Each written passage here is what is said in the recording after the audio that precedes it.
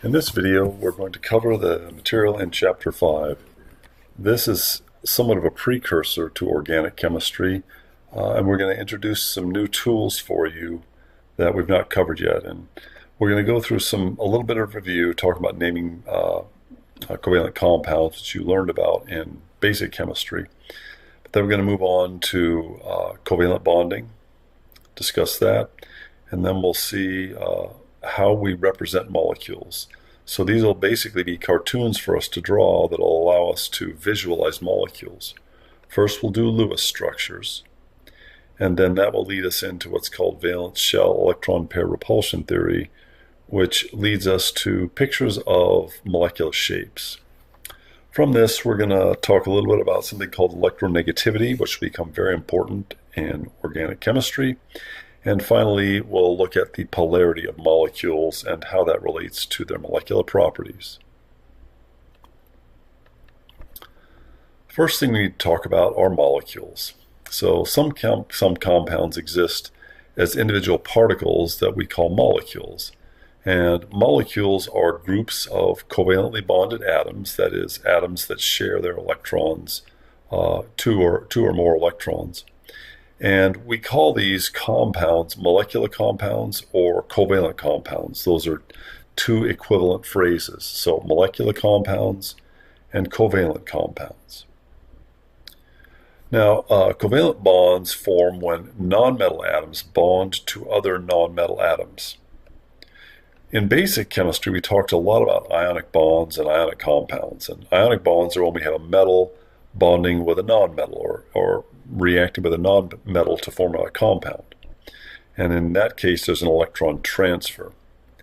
In covalent compounds, electrons are shared. And that's what nonmetal atoms tend to do. So compounds that contain only nonmetals are molecular. Now let's discuss formula units, because this is something you covered back in basic chemistry, and we'll see how this relates to molecular systems. So if we have a group of atoms in a chemical formula, sometimes we'll call this a formula unit. And it's appropriate to molecules, but it's also appropriate to ionic compounds. And so we need to see how this plays out. So if we have something very simple, like a molecule of water, one formula unit of a water molecule contains 2 hydrogen atoms and 1 oxygen atom, because the molecular structure contains 2 hydrogen atoms and 1 oxygen atom. So that would be the molecule for water, which of course is a covalent compound because it has 2 nonmetals, hydrogen and oxygen. Ionic compounds exist, however, they exist in extended 3D crystal lattices. So when we have a metal plus a nonmetal, we have electron transfer, and then we have positive metal ions and negative nonmetal anions. So then when we have these in the compound, the bulk compound, there's extended lattice that goes on essentially infinitely as far as the atom is concerned. Alternating units of sodium and chlorine and sodium and chlorine. So when we think about the formula unit for an ionic compound, we simply take the ratio of atoms of each type within the lattice. So it's the smallest whole number ratio. Now, if we have a molecular system like hydrogen peroxide that we'll see later on, has a molecular formula of H2O2. That's not the smallest whole number ratio, but that is a molecular system. Smallest whole number ratios are particularly important for formula units of ionic compounds. The chemical compound, the chemical formula for a molecular compound or a covalent compound, that tells us the number of atoms of each type within a single molecule. So it tells us the ratio of atoms that make up that material. So this figure from your textbook just shows 3 simple examples. Now in A, you've got individual circles, and each of those circles represents a neon atom. Now, if you look at your periodic table, and I would suggest this semester you have a periodic table kind of available to you. If you need one, send me an email, and I'll try and get copies of periodic tables for everyone. But if you already have one, you should be able to see it in the back of your textbook. You'll see that neon is in group 18, and those are sometimes called the inert gases or the noble gases. They're unreactive. So neon doesn't share electrons with anybody. It just bounces around as a very stable, self-contained system. So when we draw out neon, we just have a simple circle. That circle represents one atom. Now in B, then we have water, and this has two hydrogens with one oxygen. And so you can see that the white spheres represent the hydrogen and the red sphere represents oxygen. And each of those individual units has two hydrogens and one oxygen, and each overall unit is a molecule of water. In C, then, we have an ionic compound. And an ionic compound has a metal plus a nonmetal. In this case, it's sodium chloride. You can see that the green balls are chloride and the gray balls are sodium ion. And if you look, you can see alternating sodium and chlorine back and forth. The positive charges go next to the negative charges. That's the stable structure. And you can see that the textbook has used kind of I guess it's a yellowish line to outline individual units of sodium chloride. Now this table from your text compares ionic compounds versus molecular or covalent compounds. And first off, we have ionic compounds, which they're made up of a metal reacting with a nonmetal. The bonding is ionic. The structure of the system is a extended lattice and effectively infinite lattice from the point of view of the atoms. And the chemical formula is the ratio of the atoms, the smallest whole number ratio of atoms within the lattice substructure. Molecular compounds, in contrast, have a nonmetal bonding with another nonmetal. And the bonding here is covalent, and we'll see what that means in just a minute here. And the individual structure then is a molecular structure. We have molecules. And the number of atoms of each type that are in that molecular structure is what our chemical formula tells us.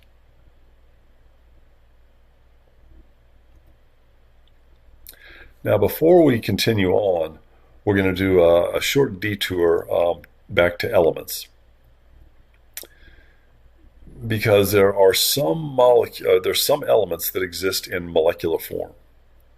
And in particular, your textbook has chosen 7 important ones. These are the 7 elements that exist as diatomic molecules, that is, 2 atoms that are covalently bonded together. And the elements are hydrogen, nitrogen, oxygen, fluorine, chlorine, bromine, and iodine. You can pick them out on your periodic table. You should know what these diatomic elements are. So these are diatomic molecules that make up the unit structure.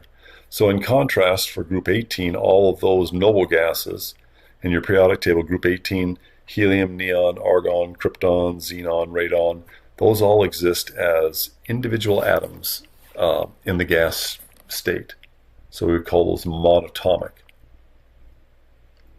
But these elements here, these 7 elements, these exist as diatomic molecules. Now, hydrogen, nitrogen, oxygen, fluorine, and chlorine are gases at room temperature and pressure. Bromine is a liquid, and iodine is a solid. But if you warm them all up, bromine and iodine will convert to gases as well. There are a few other molecular elements. In particular, carbon has some molecular forms. Phosphorus has a molecular form. Sulfur has a molecular form, and selenium does, but you don't need to know what those are. If you want to discuss them in class, we can, but these are the important ones for you to know. So there are things called allotropic forms. So it turns out that if you have oxygen in the air primarily exists as O2, diatomic oxygen. But there are traces of O3, something we call ozone, that also exists in the atmosphere. And that's a molecule with 3 oxygens together. And it turns out to be a very reactive species. It's particularly important up in the stratosphere, the upper part of the atmosphere above about 20 kilometers. But there are other elements that have these sorts of allotropic forms as well. So allotropes are pure forms of the element that have different molecular or crystalline structures. And another classic example is carbon. Carbon can exist as graphite, which is, you guys may have handled graphite before as a lubricant for machining or in high temperature applications, or if you've seen pencil lead. Pencil lead is primarily graphite mixed with clay, and but there's a lot of graphite there. And diamond and graphite are 2 very different structures. Finally, there are carbon nanotubes, and carbon nanotubes are a 3rd form. Okay. Even though allotropes have different physical forms of the same element, and they're the same element, their properties are different. So for example, graphite and diamond have very different properties, even though they're both pure carbon. So our next section now that we've finished discussing molecules, is how do we name binary molecular compounds? A binary compound is made of exactly 2 different elements. And binary ionic compounds would be a metal plus a nonmetal. A binary covalent compound would have a nonmetal plus another nonmetal. So a good example would be shown here: carbon monoxide and carbon dioxide. Carbon monoxide has carbon and oxygen, 1 atom of each, and carbon dioxide has 3 atoms in the molecular structure, 1 atom of carbon and 2 atoms of oxygen. Molecular compound names use prefixes to indicate the number of atoms of each type. So for above, for example, for CO, we would say carbon monoxide, mon meaning 1. So carbon monoxide has 1 oxygen and uses a mono prefix, and carbon dioxide has 2 oxygen atoms and uses the di prefix. These are all the prefixes that you guys need to know, 1 through 10.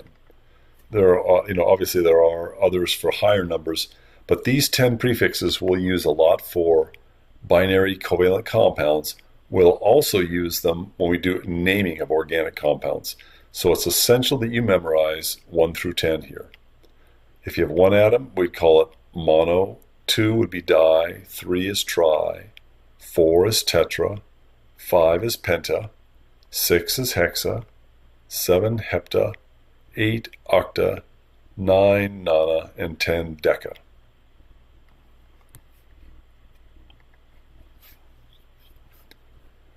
So in order to name a binary molecular compound, we write down the full name of the first element. So we have 2 elements that are going to be present. We write the full name of the first element. And then for the second element, we write the root of the second element name, and then add IDE at the end. Now, how do we know? Well, it turns out later on we'll see that the first element is generally the low electronegativity element, and you'll see what that means later on in this chapter. But typically you'll be given a formula, and so you'll use that formula to discern what the name is, or if you're given a name, you should be able to discern the formula. If there's more than 1 atom of the first element, we add a prefix to the first one. But if it's the first element and it's only 1 atom, we don't use the mono prefix. We add a prefix to indicate the number of atoms in the secondary element, no matter how many atoms there are. And we'll do a series of examples with this later on. So for example, the molecule shown here on this slide on the right-hand side, N2O, you can call that molecule dinitrogen monoxide because it has 2 nitrogens and 1 oxygen. It turns out this is an unusual case. This compound is typically called nitrous oxide, That's a historical name. But we'll focus, we'll give you some historical names, but we'll focus mostly on what we call the formal naming system, or IUPAC name. Okay, so now that you know how to name systems, and if you're given a name, how to discern the molecular structure, the next thing we're going to do is look at something called Lewis structures.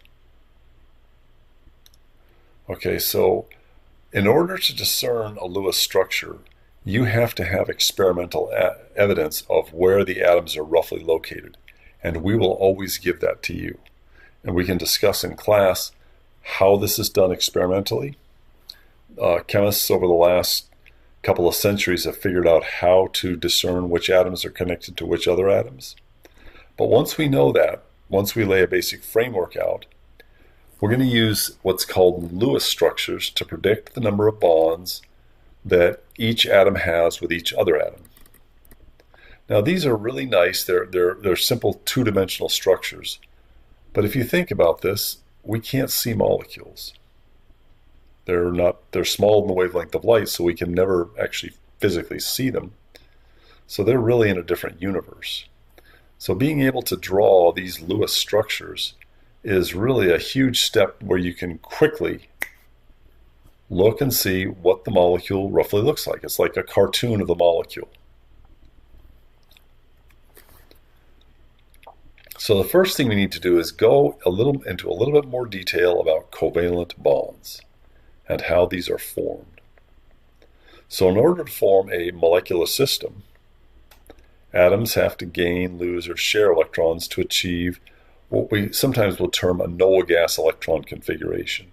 This is particularly important for organic chemistry. Now, for metals that do covalent sorts of bonding, they have a more complex system that we won't cover in this class.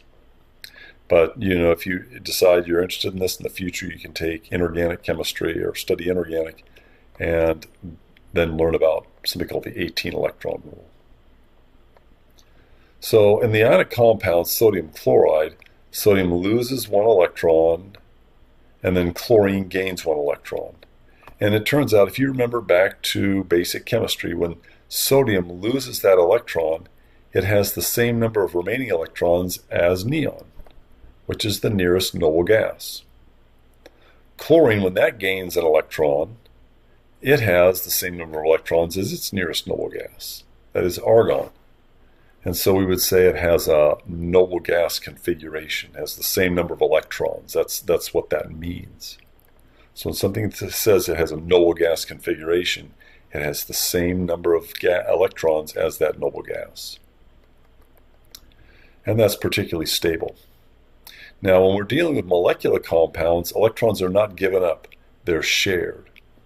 So the nonmetal elements then will share electrons, and what they'll get to do is we'll calculate all of their electrons plus the electrons they get to share from the other atoms. And in general, and particularly for organic compounds, we'll find that the resulting atoms have the same number of electrons as the nearest noble gas electron configuration. So let's start off with something really simple. The simplest molecule, H2. H2, it's an element, hydrogen, and you have 2 protons and 2 electrons. Okay, so each atom brings in 1 proton and 1 electron. Now, when the 2 hydrogen atoms come together, when they get near to one another, they begin to share their electrons. So you actually see this when 2 hydrogen atoms come together. The electrons then move such that they become kind of move to a location between the 2 atoms, so that each hydrogen atom appears to be sharing 2 electrons. And what other species has 2 electrons? What atom?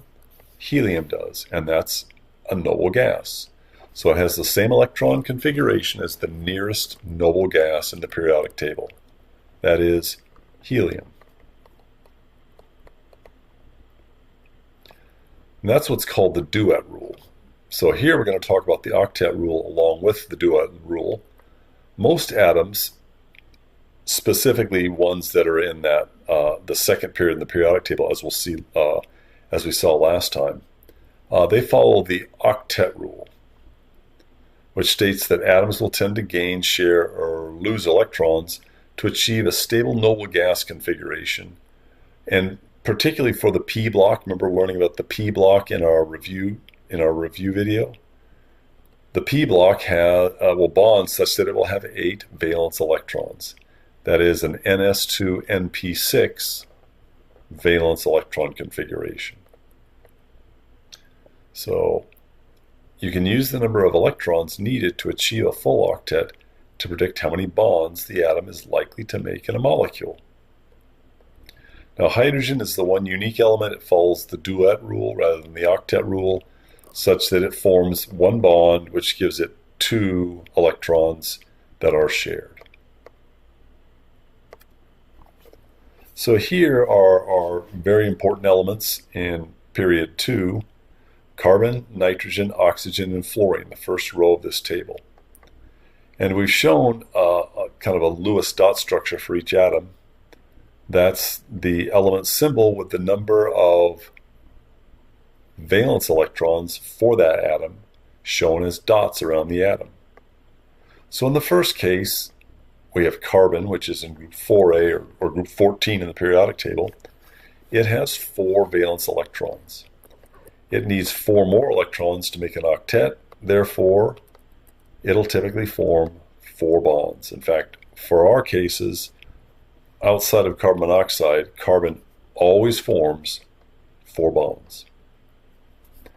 Now, next up we have nitrogen, and nitrogen has 5 valence electrons. We need 3 for an octet, so nitrogen is going to be forming 3 bonds in all the system we're going to look at. Oxygen has 6 valence electrons, needing 2 to make an octet, and so it will tend to form 2 bonds. And finally, fluorine has 7 valence electrons. It needs 1 electron, so fluorine forms a single bond. And a similar trend is observed in period 3 for silicon, phosphorus, sulfur, and chlorine, though most of their compounds are actually more complex, and we won't discuss those in detail in this class. So the first thing we need to do is interpret Lewis structures. What do these look like? A Lewis structure is a diagram of a molecule or polyatomic ion that shows the shared electrons as straight lines. The unshared electrons are what we call lone pairs, and they are shown as pairs of dots. So in this case, we're looking at the molecule hydrogen chloride. So the hydrogen in hydrogen chloride has 1 valence electron, and so that will bond through the single bond with chlorine. Chlorine has 7 electrons, only 1 of them is shared. So hydrogen shares 1 electron, chlorine shares 1 electron. That gives us the single bonding pair, which is the line between the 2 atoms. Then the remaining 6 electrons for chlorine are shown in 3 lone pairs.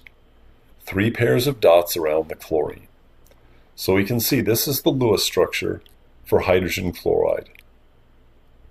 HCl has a single bond between hydrogen and chlorine. Chlorine has 3 lone pairs. Now, atoms can share more than a pair of electrons.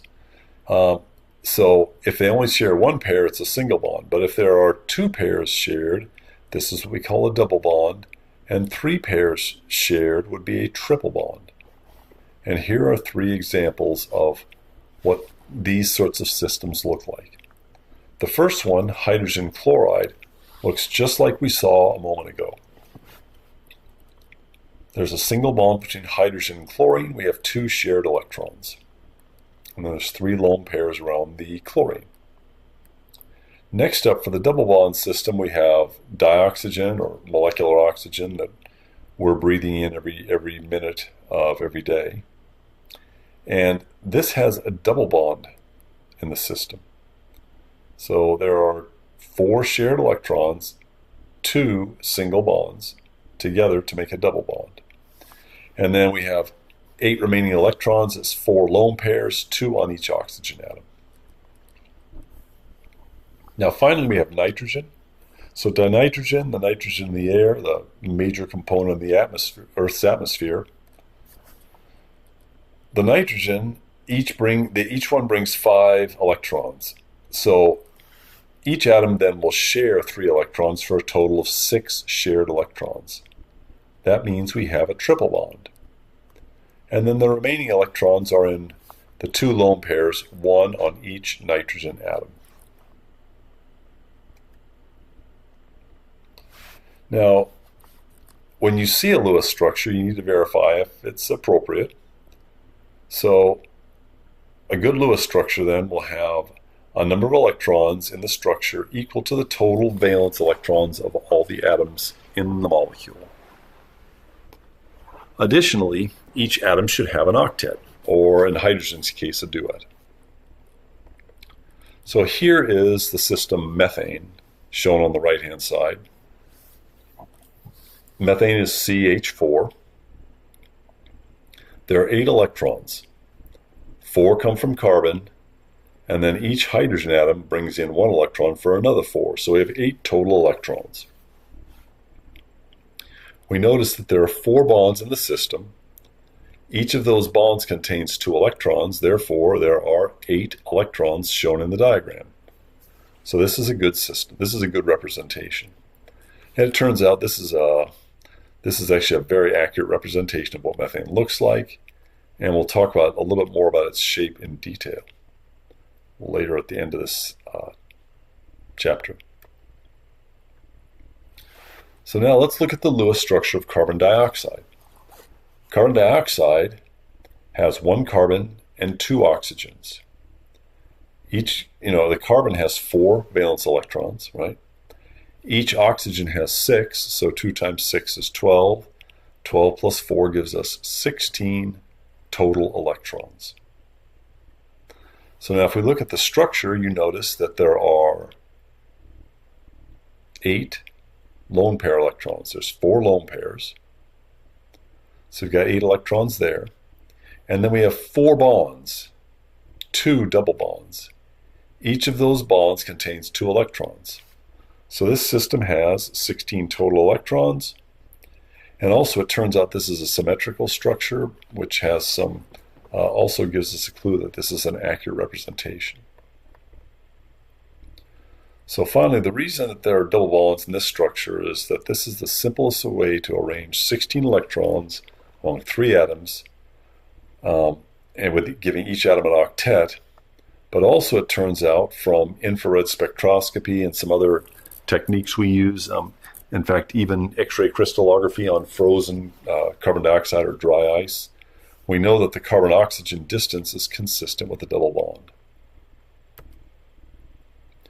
So now the next 2 slides we're going to go through the steps for drawing a Lewis structure. I would suggest you pay close attention to this because we're going to have you go through and draw Lewis structures. We won't do any in this section, but we'll do them in class, and we'll do this regularly. And you should be able to do this before we dive into organic chemistry. So let's say you're given a molecule. You need to be told roughly where the atoms are located. We know that from experiment. So you've got the molecular formula and roughly where the atoms are positioned. The first thing you do is you sum up all the valence electrons for each atom that's present in the molecule.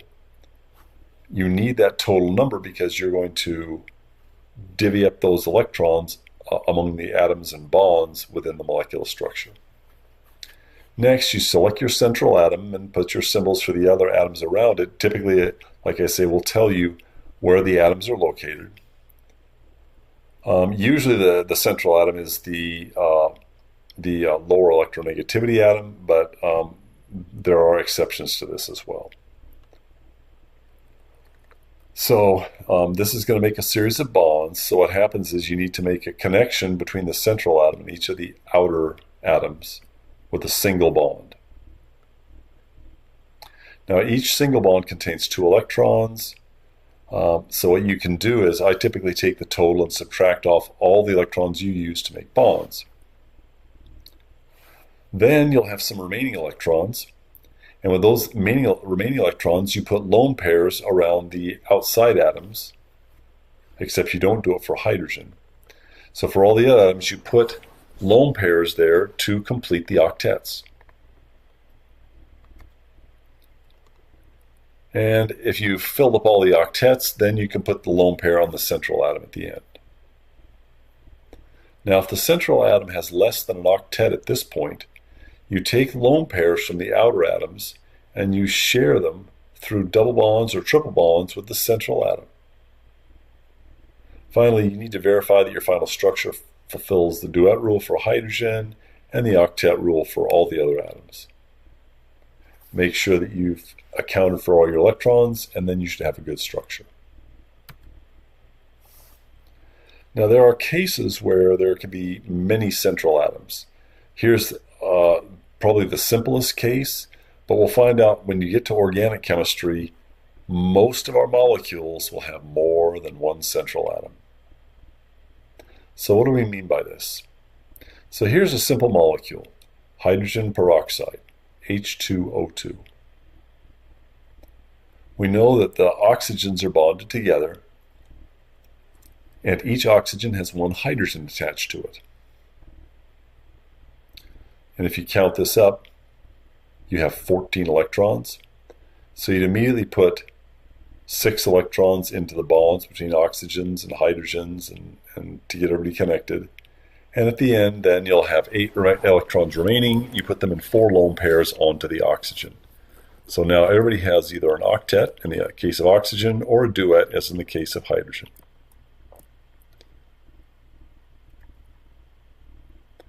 For organic compounds, those with carbon and hydrogen and often other things like oxygen, nitrogen, or halogen atoms, we typically write the formula in ways that communicate information about how the atoms are connected.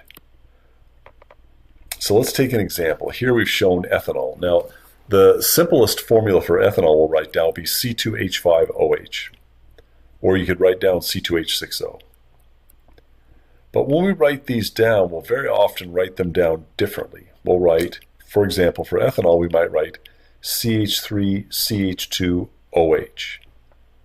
That tells us that the first carbon, that is the one on the left-hand side, is bonded to 3 hydrogen atoms and also to the middle or second carbon atom. Then the second carbon atom is bonded to 2 hydrogens, to the oxygen atom and to the first carbon, which we already said. And finally, the oxygen atom is bonded to the second carbon and 1 hydrogen atom.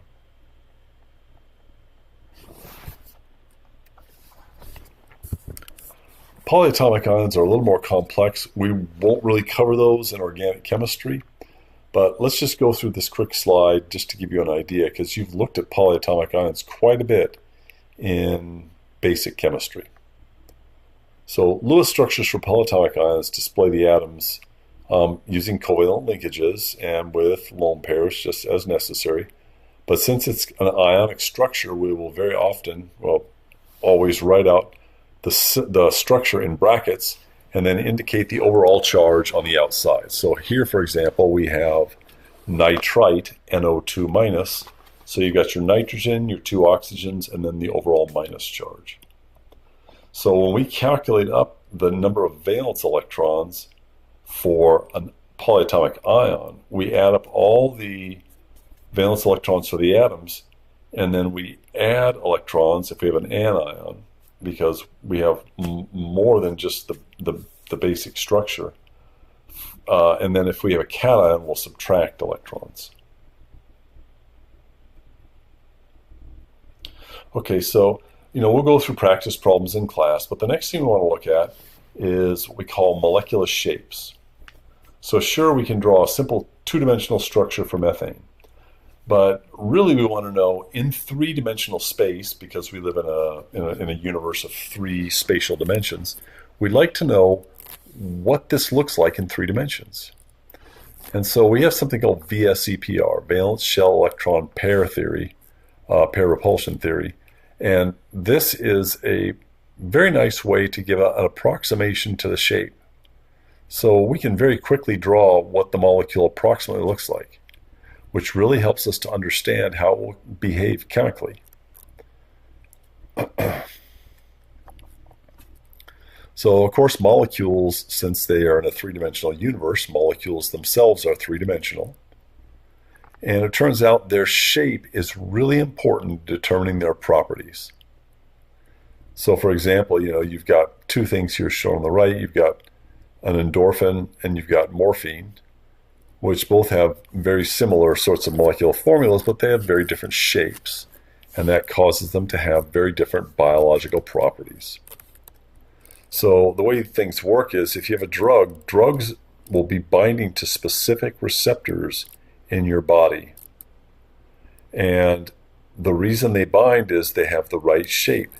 It's really like a lock fitting, a key fitting into a lock. So it's a lock and key arrangement.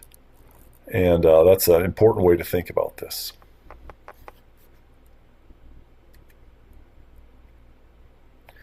So let's see how we go about coming up with a molecular shape using valence shell electron pair repulsion theory. So what you want to think about is, of course, electrons don't have a lot of mass, but it turns out they take most of the space up in an atom. If you remember your atomic structure, your nucleus is a little tiny chunk in the center, and then you've got this negatively charged cloud surrounding the atom. And really, the 99.9+% of the volume of a atom is taken up by the electron cloud. The nucleus takes up just a very small fraction of space.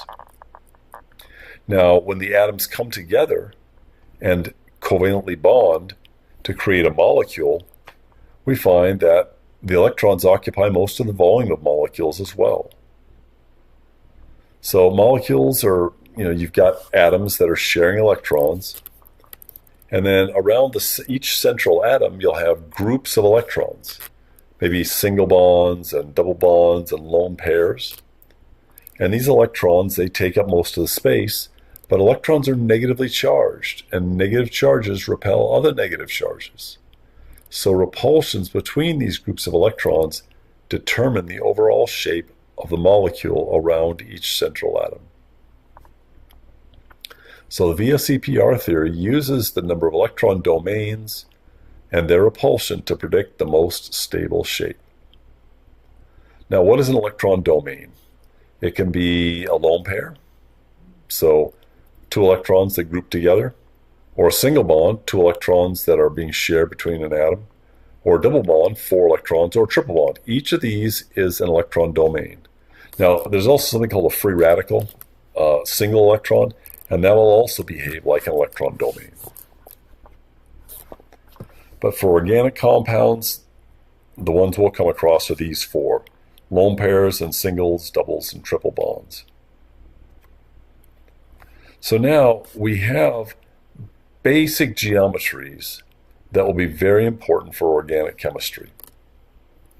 The most stable arrangement of the electrons is when the electrons are farthest apart from one another. So now what happens when we have two domains, like shown here on the left? So you've got a central atom, which is in green, and then two electron domains that could be bonds or lone pairs, but in this case we'll consider them to be bonds. They'll repel one another on opposite sides of the atom.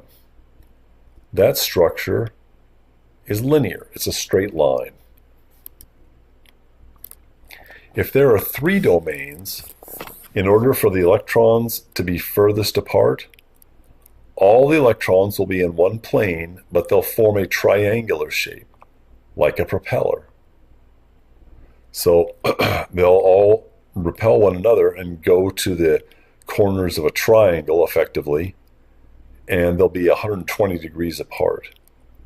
So for two domains, it's a 180 degree angle. For three domains, it's 120 degree angles. Now, what about four domains? Well, the molecule now no longer remains flat. It doesn't go to a square. It actually puckers and forms what we call a tetrahedron. So we'll look at that in a moment. So electron geometries are based solely on the number of electron domains, And it'll be linear with 2 domains, trigonal planar with 3 domains, and tetrahedral with 4 domains. However, the molecular geometry, or the molecular shape of the molecule, refers to the shape occupied by the atoms in the molecules, which are influenced by the total number of electron domains. So a lone pair, while it will create electron repulsion, the lone pairs don't define molecular shape, and we'll see what we mean by that in just a moment. As the number of electron domains in a molecule increases, so do the possible molecular geometries associated. And so we'll look at these next.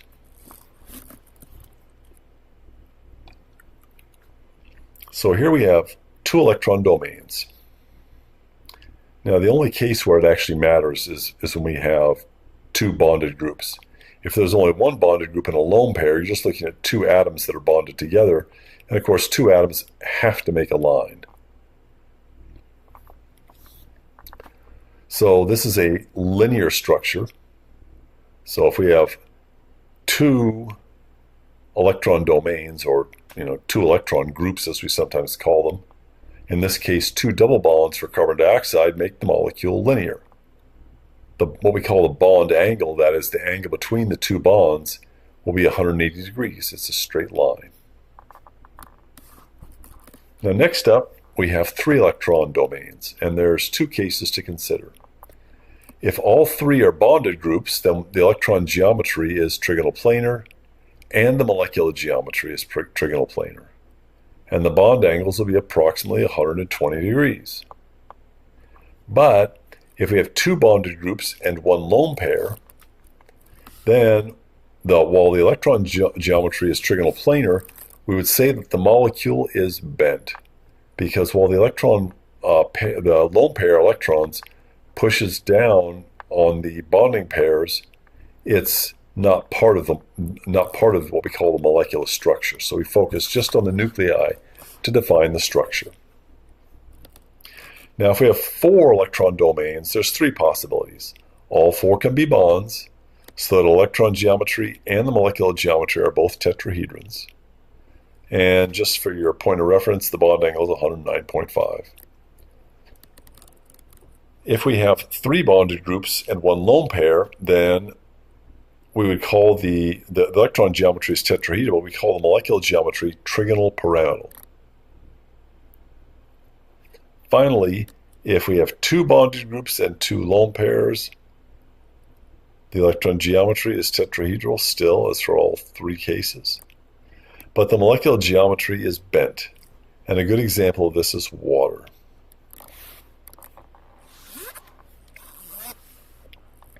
So let's just look at a quick example for each. 2 electron domains. If a central atom has only 2 electron domains, the molecule is linear geometry. And carbon dioxide is a good example of this. Carbon dioxide is in fact a linear molecule, and all of our experimental evidence shows us that that is the case. Next up, we have 3 electron domains. Now, if all 3 are bonding pairs, then you have a case like nitrate shown here. For nitrate, we have 3 bonding pairs, and so the bond angle will be 120 degrees. The molecule is trigonal planar. Now, if we have 3 domains, but we have 1 lone pair, like in the case of nitrogen dioxide, or nitrite ion here, structure shown here. The molecule is called bent because the atoms are pointed downward, and the other open space is actually filled with a lone pair of electrons, but that does not define shape. That only helps create the shape. Finally, 4 electron domains. If we have all 4 of the electron domains around the central atom are bonding pairs, then we would have a tetrahedral molecular geometry, and methane is a classic case of this. And it turns out these 4 atoms point at the directions of a tetrahedron, and the bond angles in a tetrahedron are 109.5 degrees. Now, what happens if we have 4 electron domains, but we have 1 lone pair? Well, one of those electron groups is now going to become effectively invisible to us when we're doing our molecular structure studies. And so you'll see, like, for example, ammonia is a good case like this. Ammonia has 4 electron groups, but 1 is a lone pair. You have a nitrogen and 3 hydrogens, but the 3 hydrogens all point downward. Now, the bond angle here is shown as 107. You wouldn't need to know that necessarily. We can go through why it's less than 109.5 if you like in class, but for our purposes, it's approximately 109.5. Now, if we have 2 lone pairs in a 4 electron group arrangement, the molecule is bent, and a classic example is water. Water has 4 electron groups, 2 are lone pairs. The 2 hydrogen atoms point downward. So you can predict the geometries and bond angles of a molecule from the Lewis structure. You just have to count up the total number of electron domains around each central atom and use that to discern what its shape is. And you should memorize Table 5.4, know all your molecular geometries, and roughly what the bond angles are associated with them. Now, what happens when the molecules get larger? Like we looked at ethanol earlier. There can be multiple central atoms. And in fact, we'll see that's the case for organic compounds. Generally, you're dealing with, anywhere you can have 6, 12, up to 20 central atoms in some of the molecules that we'll look at. So what happens is each central atom will have its own geometry, but all those geometries assembled together will create an overall larger molecular shape. And that's very important to know that molecular shape if you want to, for example, do modeling studies or try and understand how the system will behave. So a good case is ethanol, like we mentioned earlier. In ethanol, each carbon has 4 electron domains, and the oxygen has 4 electron domains. The molecular shape around the carbons are tetrahedral, but the molecular shape around the oxygen is bent. And kind of a ball and stick model here is shown in the far right-hand side of this picture. Looks like almost like a little dog or something. But that is the molecular geometry. And we'll talk a little bit more. You can make put together a molecular model kit of ethanol and see how it will behave.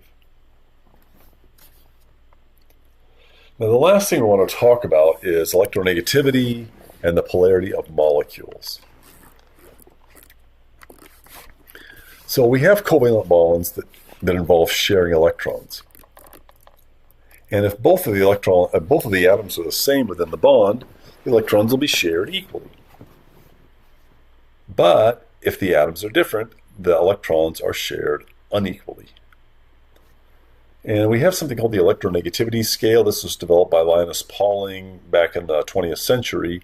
He based this on chemical systems, and it's a very useful scale that's been used for the last century. And so electron negativity is a measure of the electron attracting ability of an atom when it's in a covalent bond. And the simplest rule of thumb is, if you look at the periodic table, in the far northeast corner, you've got fluorine atoms. That's the highest electronegativity element. In the southwest corner of the periodic table, and the last non-radioactive element there is cesium. Right below that is francium, which is radioactive, so people don't use that much. That is the lowest electronegativity. So electronegativity is really a measure of the electron attracting ability. Fluorine is the strongest electron attractor, cesium is the weakest.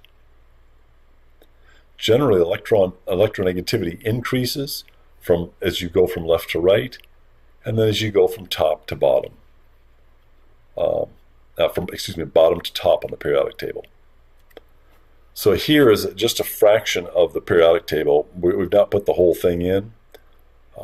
I can give you the full electronegativity table if you like.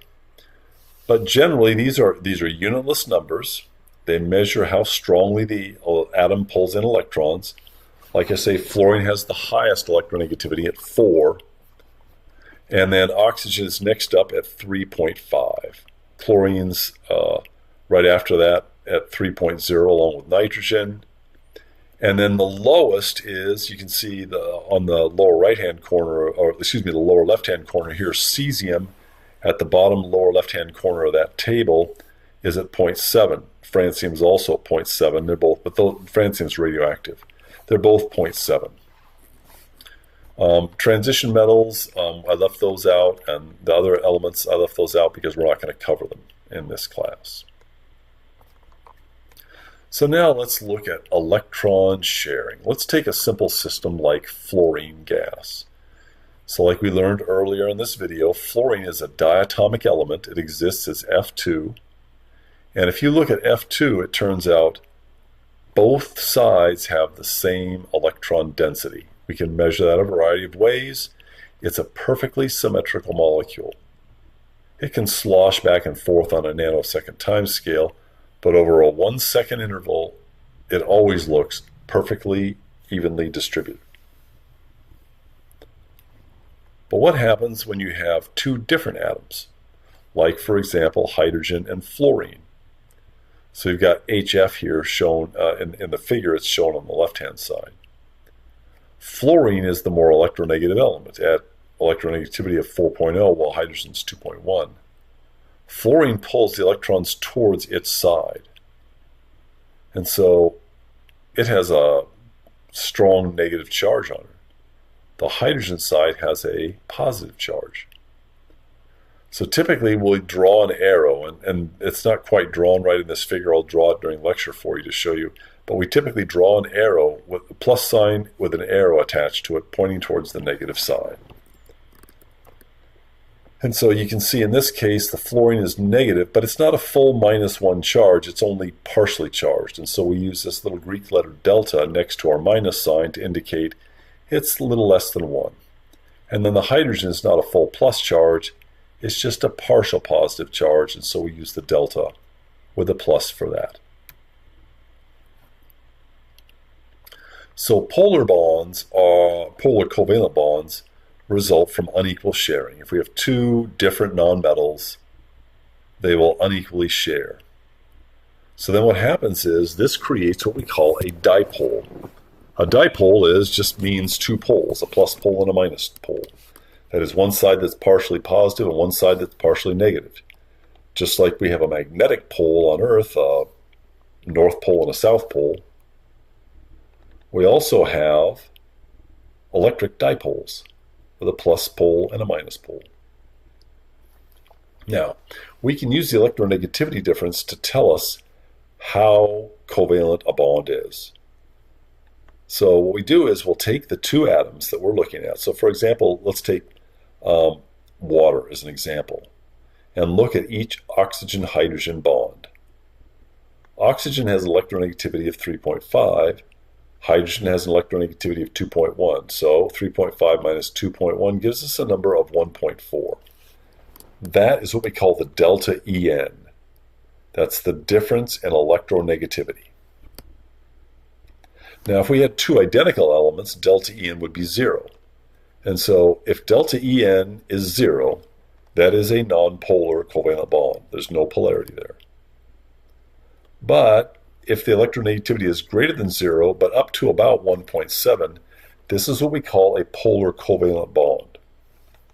Now, your book actually says in it, it has pretty much of a gross error, which a number of books have, and they say, well, if a molecule has delta En for a bond of less than 0.4, it's nonpolar, and that is distinctly false. Hydrocarbons are an example. Hydrocarbons overall are nonpolar, but that's because all of the dipoles tend to cancel. The carbon-hydrogen bonds are actually pretty strongly polar, and that's why, in fact, they absorb infrared radiation because they have that dipole moment, or change in dipole moment, more importantly. So they're clearly polar bonds. They're not strongly polar, but they are polar. So the correct way to view this is if the electronegativity is greater than 0, but up to approximately 1.7, and that's kind of a rule of thumb. It's kind of a guide. It's not a real strict law. These are polar covalent bonds. If the electronegativity difference is greater than 1.7, this tends to be an ionic bond. And we'll see that if we have metals and nonmetals, very often the delta En will be greater than, sometimes substantially greater than 1.7. So this table shows you some examples.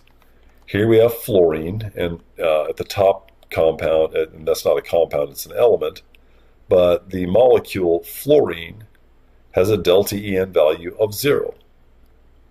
That is a nonpolar, purely covalent system. It's a nonpolar covalent bond. All of our diatomic elements are the only systems that are pure covalent bonds. Now, next up we have two more molecules, ICl, that would be iodine monochloride. That's an unusual molecule, but it's a stable molecule. And its delta En value is 0.5. So this is a polar covalent system. Next up we have hydrogen chloride. This exists as a gas under room temperature and pressure. In this case, chlorine is more electronegative and hydrogen is less electronegative, and the difference is 0.9. This is another polar covalent system. The last two are a metal bonding to a nonmetal, so potassium to chlorine to make potassium chloride, and cesium to fluorine, making cesium fluoride. Potassium chloride has a delta En of 2.2. Cesium fluoride has a delta En of 3.3. These are both very ionic systems.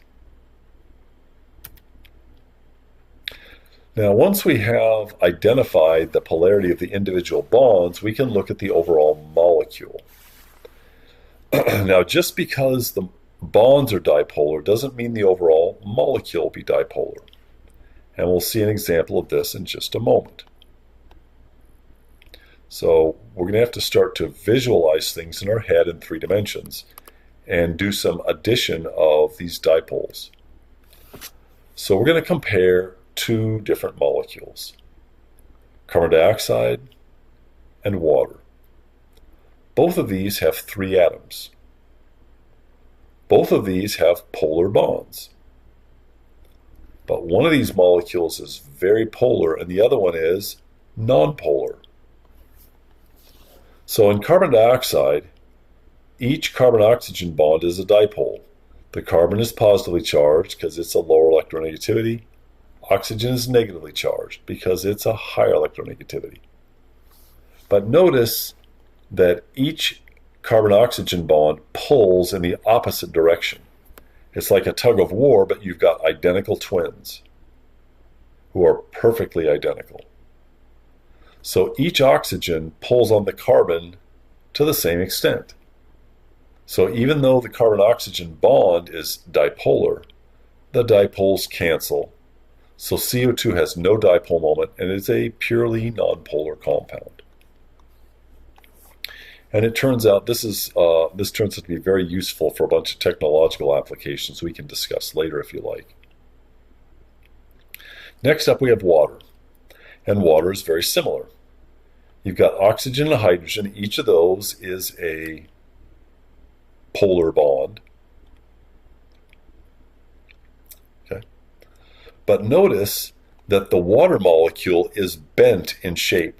Remember, it's got 2 lone pairs, 4 electron groups, 2 lone pairs. So the oxygen and hydrogen are both pointed downward. So now the bottom part of this molecule becomes positively charged and the top part becomes negatively charged. This molecule has a dipole moment. And in fact, that affects all the properties of water. That's a quick overview, and we'll discuss a lot of this in more detail, and we'll do practice problems when we have lecture.